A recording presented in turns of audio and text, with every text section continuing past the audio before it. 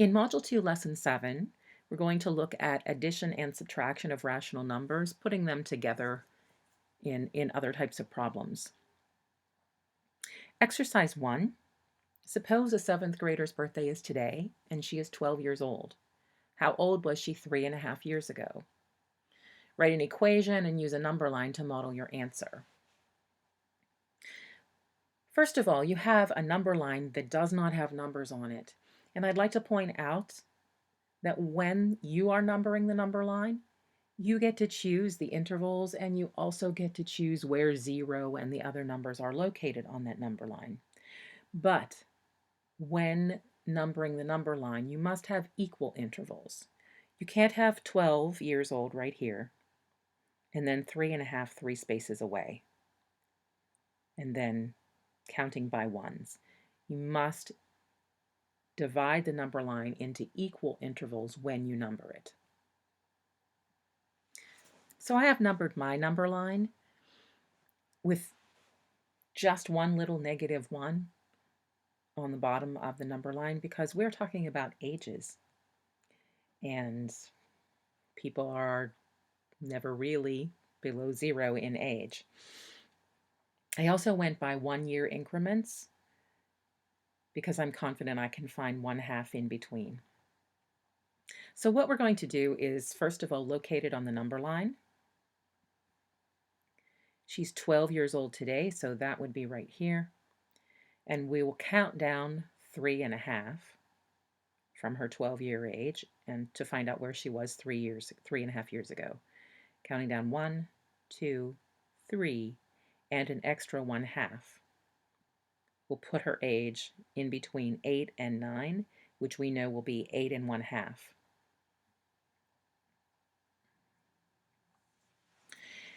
And then our equations could be written either as a subtraction problem or as an addition problem. 12 minus 3 1/2 is 8 1/2, or 12 plus -3 1/2 is 8 1/2.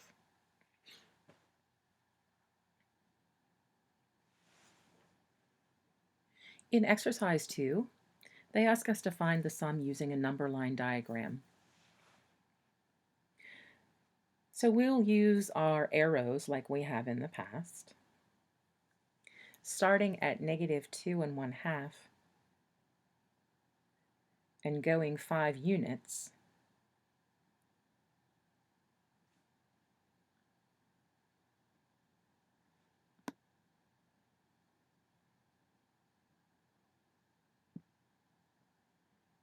we would find that our ending point is at +2 1/2.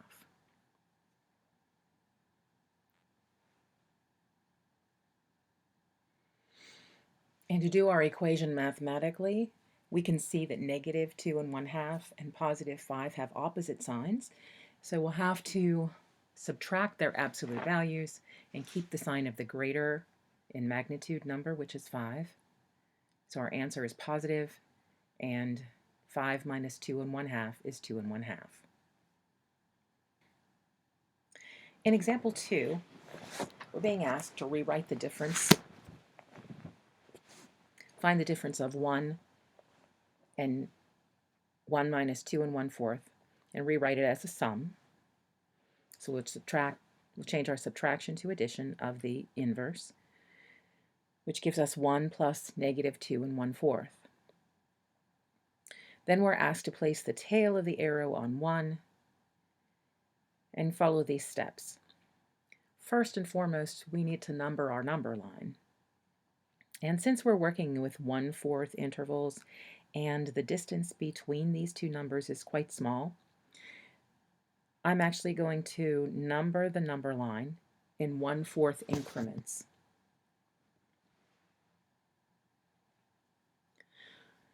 So I've numbered our number line in 1/4 increments. And now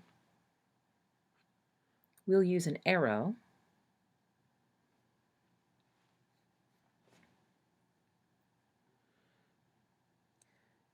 to start at 1 and then to decrease 2 1/4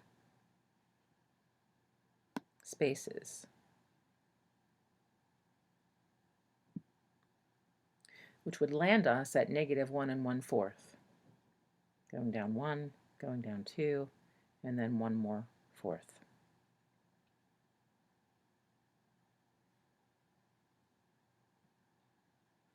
Exercise 3 is also asking us to represent it on the number line. Negative 5 1/2 minus negative 8. Before we put that on the number line, let's change our equation to an addition equation.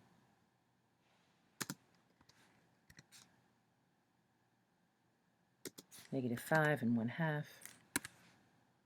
plus positive 8. We need to add the inverse. We can see that they have opposite signs, so we're actually going to be subtracting their absolute values. If we started at negative 5 1/2 and then increased by 8 units,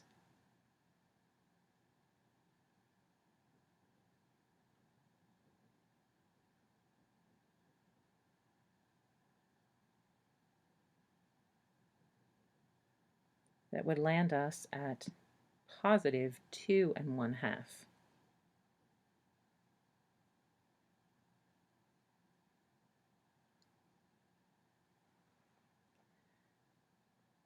Exercise 4 continues with some basic number problems and asks you to use the number line. I'll offer you the feedback in the form of the equations. If we're adding a negative 6 and a positive 5 1/4, we'll need to subtract their absolute values. And the distance between 5 1/4 on a number line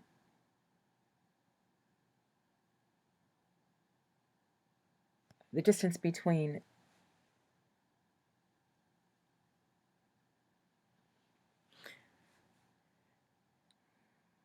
their absolute values, 6 and 5 1/4 would be 3/4.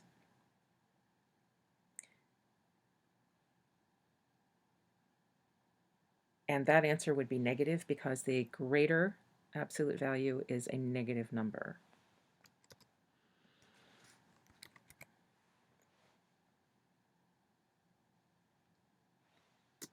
In part B, we're working with decimal rational numbers. And this problem is set up as a subtraction problem. So we'll change it to addition first. And we're adding the inverse of negative 9/10, which would be positive 9/10. And since both numbers now are positive, we would add them and get 7 9/10. In part C, we have actually mixed the format of the two rational numbers. We have a decimal and a fraction. They'll both need to be in the same form in order for us to easily do that. And it doesn't really matter which way you change them, as long as when you make the change in format, you have a number that can be rather easily worked with. So in this case, since I know that 5/10 is actually 1/2, I'll convert the 2 and 5/10 to 2 and 1/2, which we're then adding negative 1/2 to.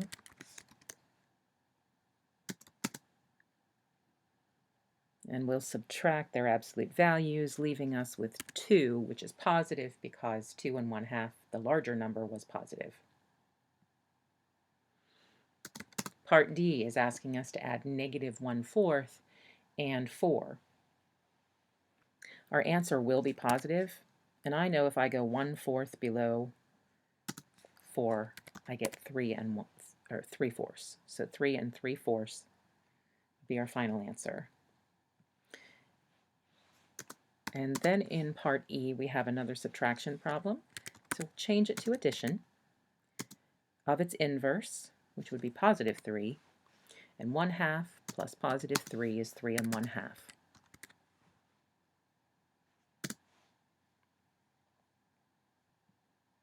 Finally, in exercise 5, we have some word problems that we'll have to set up the equation and draw a number line diagram to model. I'll leave the number line diagrams for you, but I will help you make the equations. Part A, Samantha owes her father, little typo there, $7. She just got paid $5.50 for babysitting. If she gives that money to her dad, how much will she still owe him? When you owe someone, that's a negative number. So we can say -7 plus $5.50, which is what she will be paying on her debt, is equal to a negative answer because -7 is larger than $5.50. And when we do that subtraction, we would find $1.50 that she still owes.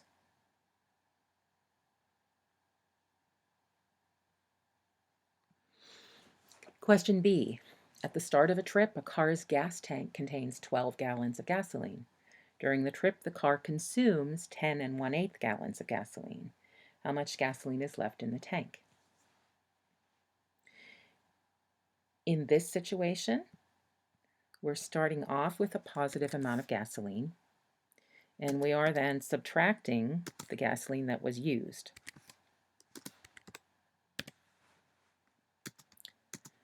We could also have added a negative, which we will do right now. Change our subtraction to addition and change the number to its inverse.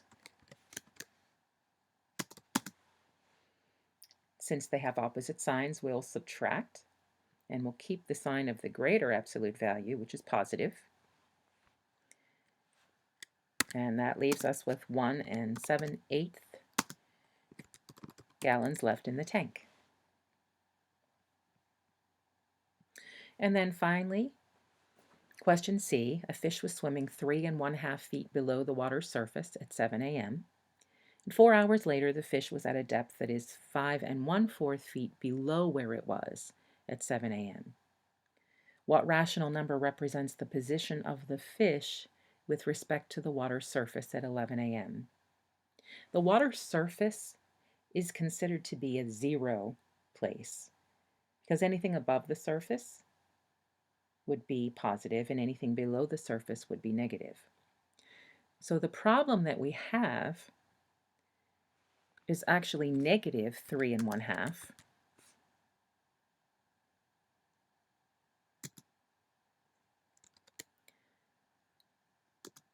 plus another 5 1/4 below where it was.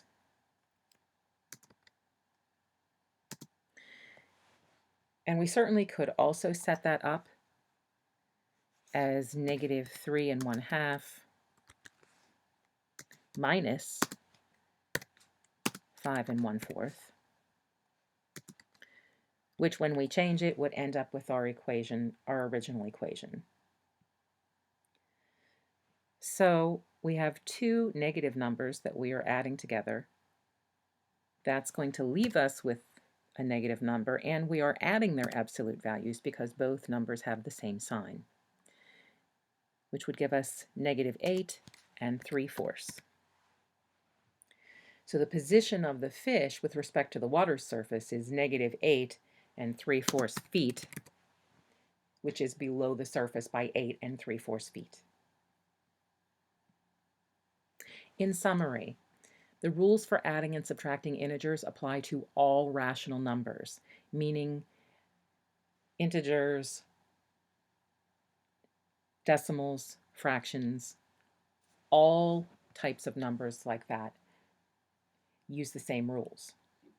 The sum of two rational numbers can be found on the number line by placing the tail of an arrow at -1, or this particular example, and locating the head of the arrow that many units to the left or right in finding your sum. But more importantly, use your rules for adding and subtracting, which will make more sense when you have to see it on the number line. Start at your original number and go that many units and see what it looks like at the end. The difference of two rational numbers, change it to a sum first. Rewrite the sum, difference as a sum, and then follow the steps for locating a sum.